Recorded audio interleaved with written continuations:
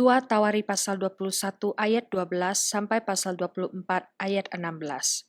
Lalu sampailah kepadanya sebuah surat dari Nabi Elia yang bunyinya, "Beginilah firman Tuhan Allah Daud bapa leluhurmu, karena engkau tidak hidup mengikuti jejak Yosafat ayahmu dan Asa Raja Yehuda, melainkan hidup menurut kelakuan raja-raja Israel dan membujuk Yehuda dan penduduk Yerusalem untuk berzina, sama seperti yang dilakukan keluarga Ahab, dan juga karena engkau telah membunuh saudara-saudaramu, seluruh keluarga ayahmu yang lebih baik daripadamu, maka Tuhan akan mendatangkan tulah besar atas rakyatmu, anak-anakmu, istri-istrimu, dan atas semua harta milikmu.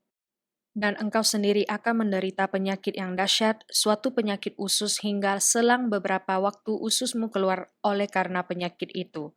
Lalu Tuhan menggerakkan hati orang Filistin dan orang Arab yang tinggal berdekatan dengan orang Ethiopia untuk melawan Yoram.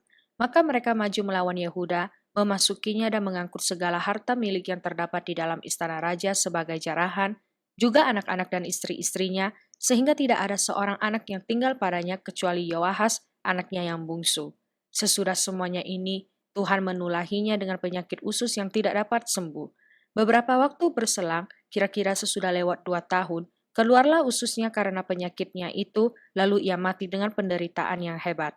Rakyatnya tidak menyalakan api baginya seperti yang diperbuat mereka bagi nenek moyangnya. Ia berumur 32 tahun pada waktu ia menjadi raja dan 8 tahun lamanya ia memerintah di Yerusalem. Ia meninggal dengan tidak dicintai orang. Ia dikuburkan di kota Daud, tetapi tidak di dalam pekuburan raja-raja. Lalu penduduk Yerusalem mengangkat Ahazia anaknya yang bungsu menjadi raja menggantikan dia, karena semua anaknya yang lebih tua umurnya telah dibunuh oleh gerombolan yang datang ke tempat perkemahan bersama-sama orang-orang Arab. Dengan demikian Ahazia anak Yoram Raja Yehuda menjadi raja. Ahazia berumur 42 tahun pada waktu ia menjadi raja, dan setahun lamanya ia memerintah di Yerusalem. Nama ibunya ialah Atalia, cucu Omri. Ia pun hidup menurut kelakuan keluarga Ahab karena ibunya menasihatinya untuk melakukan yang jahat. Ia melakukan apa yang jahat di mata Tuhan, sama seperti keluarga Ahab, sebab sesudah ayahnya mati mereka menjadi penasihat-penasihatnya yang mencelakakannya. Atas nasihat mereka pula ia pergi bersama-sama Yoram bin Ahab, Raja Israel untuk berperang melawan Hazael, Raja Aram di Ramot Gilead. Tetapi orang-orang Aram melukai Yoram. Kemudian pulanglah ia ke Israel untuk diobati oleh karena luka-luka yang didapatnya di Ramah pada waktu ia berperang melawan Hazael, Raja Aram. Dan Ahazia anak Yoram Raja Yehuda pergi menjenguk Yoram bin Ahab di Israel karena dia sakit. Telah ditentukan Allah bahwa Ahazia akan menemui ajalnya pada waktu ia mengunjungi Yoram. Maka ketika Ahazia datang, pergilah ia bersama-sama Yoram mendapatkan Yehu, cucu Nimsi, yang telah diurapi Tuhan, supaya dialah yang melenyapkan keluarga Ahab. Sementara Yehu melakukan penghukuman atas keluarga Ahab, ia menjumpai pembesar-pembesar Yehuda dan anak-anak saudara-saudara Ahazia yang melayani Ahazia. Juga mereka dibunuhnya. Lalu ia mencari Ahazia. Ahazia tertangkap ketika ia bersembunyi di Samaria. Ia dibawa kepada Yehu lalu dibunuh, tetapi dikuburkan juga karena kata orang, dia ini cucu Yosafat yang mencari Tuhan dengan segenap hatinya.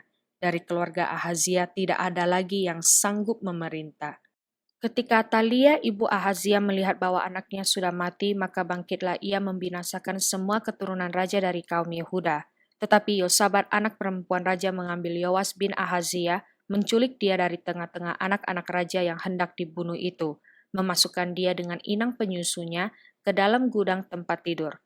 Demikianlah Yosabat, anak perempuan Raja Yoram, istri Imam Yoyada, ia adalah saudara perempuan Ahazia, menyembunyikan dia terhadap Atalia sehingga ia tidak dibunuh Atalia. Maka tinggallah Yoas 6 tahun lamanya bersama-sama mereka dengan bersembunyi di rumah Allah, sementara Atalia memerintah negeri. Tetapi dalam tahun ke-7, Yoyada memberanikan diri dan ia mengadakan persepakatan dengan para kepala pasukan 100, yakni Azaria bin Yeroham, Ismail bin Yohanan, Azaria bin Obed, Maaseiah bin Adaya, dan Elisafat bin Zikri. Mereka mengelilingi Yehuda dan mengumpulkan orang-orang Lewi dari semua kota di Yehuda serta kepala-kepala puak orang Israel, dan mereka semua datang ke Yerusalem. Lalu seluruh jemaah itu mengikat perjanjian dengan raja di rumah Allah, kata Yoyada kepada mereka. Lihatlah anak raja, biarlah ia memerintah seperti yang telah difirmankan Tuhan tentang anak-anak Daud. Inilah yang harus kamu lakukan.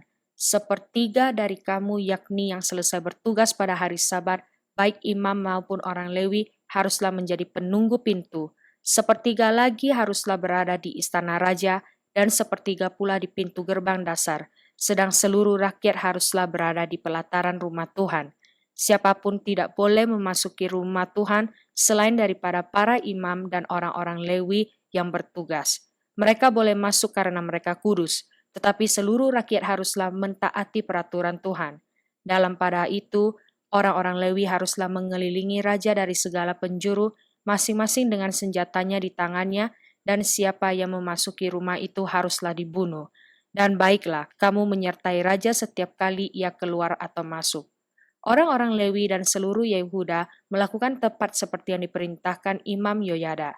Masing-masing mengambil orang-orangnya yang selesai bertugas pada hari Sabat bersama-sama dengan orang-orang yang masuk bertugas pada hari itu, karena Imam Yoyada tidak membebaskan rombongan-rombongan itu. Lalu Imam Yoyada memberikan kepada para kepala pasukan 100 itu tombak-tombak, utar-utar, dan perisai-perisai kepunyaan Raja Daud yang ada di dalam rumah Allah. Ia menempatkan seluruh rakyat masing-masing dengan lembing di tangannya di lambung kanan sampai ke lambung kiri rumah itu dengan mengelilingi mesbah dan rumah itu untuk melindungi raja. Sesudah itu Yoyada dan anak-anaknya membawa anak raja itu keluar, mengenakan jejamang kepadanya dan memberikan hukum Allah kepadanya. Mereka menobatkan dia menjadi raja serta mengurapinya. Lalu berserulah rakyat, "Hiduplah raja!" Ketika Atalia mendengar pekik rakyat yang berlari-lari menyambut raja dan memuji-muji dia, pergilah ia mendapatkan rakyat itu ke dalam rumah Tuhan. Lalu dilihatnya lah raja berdiri dekat tiangnya pada jalan masuk, sedang para pemimpin dengan para pemegang nafiri ada dekat raja.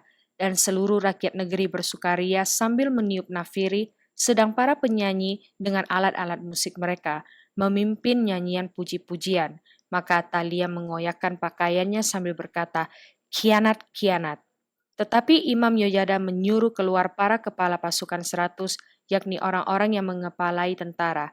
Katanya kepada mereka, "Bawalah dia keluar dari antara barisan, siapa yang memihak kepadanya harus dibunuh dengan pedang." Sebab imam itu telah berkata tadinya, "Jangan kamu membunuhnya di rumah Tuhan." Lalu mereka menangkap perempuan itu. Pada waktu ia sampai ke jalan masuk istana, raja pada pintu gerbang kuda, dibunuhlah ia di situ. Kemudian Yoyada mengikat perjanjian antara dia dengan segenap rakyat dan raja bahwa mereka menjadi umat Tuhan. Sesudah itu masuklah seluruh rakyat ke rumah Baal, lalu merobohkannya. Mereka memecahkan mezbah-mezbahnya dan patung-patungnya dan membunuh Matan, imam Baal di depan mezbah-mezbah itu. Kemudian Yoyada menyerahkan pengawasan atas rumah Tuhan kepada imam-imam dan orang-orang Lewi, yang telah dibagi-bagi dalam rombongan oleh Daud untuk bertugas di dalam rumah Tuhan, yakni untuk mempersembahkan korban bakaran kepada Tuhan seperti tertulis di dalam Taurat Musa, dengan sukaria dan dengan nyanyian menurut petunjuk Daud. Juga ditempatkannya penunggu-penunggu pintu pada pintu-pintu gerbang rumah Tuhan, supaya dalam hal apapun juga jangan masuk seseorang yang najis. Sesudah itu, ia mengajak para kepala pasukan 100, para pemuka, para pemerintah rakyat dan seluruh rakyat negeri, lalu membawa raja turun dari rumah Tuhan. Mereka masuk ke istana raja melalui pintu gerbang atas, lalu mendudukkan raja ke atas tahta kerajaan. Bersukarialah seluruh rakyat negeri dan amanlah kota itu setelah Atalia mati dibunuh dengan pedang. Yoas berumur 7 tahun pada waktu ia menjadi raja dan 40 tahun lamanya ia memerintah di Yerusalem. Nama ibunya ialah Zibia dari Bersheba. Yoas melakukan apa yang benar di mata Tuhan selama hidup Imam Yoyada. Yoyada mengambil 2 orang istri bagi dia, dari mereka ia mendapat anak laki-laki dan anak perempuan. Kemudian Yoas bermaksud untuk membaharui rumah Tuhan. Ia mengumpulkan para imam dan orang Lewi dan berkata kepada mereka, "Pergilah kamu ke kota-kota Yehuda dan kumpulkanlah uang dari seluruh orang Israel untuk memperbaiki rumah Allahmu setiap tahun. Lakukanlah hal itu dengan segera." Tetapi orang Lewi itu tidak melakukannya dengan segera. Lalu raja memanggil imam kepala Yoyada dan bertanya kepadanya, "Mengapa engkau tidak menuntut kepada orang-orang Lewi untuk membawa dari Yehuda dan dari Yerusalem pajak yang dikenakan Musa hamba Allah itu kepada jemaah Israel untuk kemah tempat hukum Allah?" Sebab anak-anak Atalia perempuan fasik itu telah membongkar rumah Allah, bahkan memakai barang-barang kudus rumah Tuhan untuk para Baal. Sesudah itu raja memerintahkan supaya dibuat sebuah peti dan ditempatkan di depan pintu gerbang rumah Tuhan, lalu menyuruh mengumumkan di Yehuda dan di Yerusalem bahwa orang harus membawa bagi Tuhan pajak yang dikenakan Musa hamba Allah itu kepada orang Israel di padang gurun. Maka bersukacitalah semua pemimpin dan seluruh rakyat. Mereka datang membawa pajaknya dan memasukkannya ke dalam peti itu sampai penuh. Setiap kali peti itu dibawa masuk untuk diperiksa oleh orang-orang Lewi atas nama raja, dan apabila mereka melihat bahwa sudah banyak uang di dalamnya, maka datanglah panitera raja dan kuasa usaha imam kepala mengeluarkan isi peti itu. Kemudian mereka mengangkat peti itu, lalu menaruhnya pula di tempatnya. Demikianlah mereka lakukan setiap kali dan banyaklah uang yang dikumpulkan. Raja dan Yoyada menyerahkan uang itu kepada mereka yang memanduri pekerjaan pada rumah Tuhan. Mereka ini mengupah tukang-tukang pahat dan tukang-tukang kayu untuk membaharui rumah Tuhan, juga tukang-tukang besi dan tembaga untuk memperbaiki rumah Tuhan. Setelah itu mulailah tukang-tukang itu bekerja, pekerjaan perbaikan maju di bawah tangan mereka. Mereka membangun kembali rumah Allah menurut keadaannya semula dan mengokohkannya. Setelah mereka selesai, mereka membawa uang yang kelebihan kepada Raja dan Yoyada. Uang itu dipakai untuk membuat perkakas-perkakas rumah Tuhan, yakni perkakas-perkakas untuk penyelenggaraan kebaktian, perkakas-perkakas untuk korban bakaran, juga cawan-cawan dan perkakas-perkakas emas dan perak. Sepanjang umur Yoyada, korban bakaran tetap dipersembahkan dalam rumah Tuhan. Yoyada menjadi tua dan lanjut umur lalu matilah ia. 130 tahun umurnya ketika ia mati. Ia dikuburkan di kota Daud di samping raja-raja karena perbuatan-perbuatannya yang baik di Israel terhadap Allah dan rumahnya. Mazmur pasal 90 ayat 13 sampai ayat 17. Kembalilah ya Tuhan, berapa lama lagi, dan sayangilah hamba-hambamu. Kenyangkanlah kami di waktu pagi dan dengan kasih setiamu, supaya kami bersorak-sorai dan bersukacita semasa hari-hari kami. Buatlah kami bersukacita seimbang dengan hari-hari Engkau menindas kami, seimbang dengan tahun-tahun kami mengalami celaka. Biarlah kelihatan kepada hamba-hambamu perbuatanmu dan semarakmu kepada anak-anak mereka. Kiranya kemurahan Tuhan Allah kami atas kami, dan teguhkanlah perbuatan tangan kami, ya perbuatan tangan kami, teguhkanlah itu. Amsal pasal 19 ayat 13 sampai ayat 14. Anak bebal adalah bencana bagi ayahnya, dan pertengkaran seorang istri adalah seperti tiris yang tidak henti-hentinya menitik. Rumah dan harta adalah warisan nenek moyang, tetapi istri yang berakal budi adalah karunia Tuhan.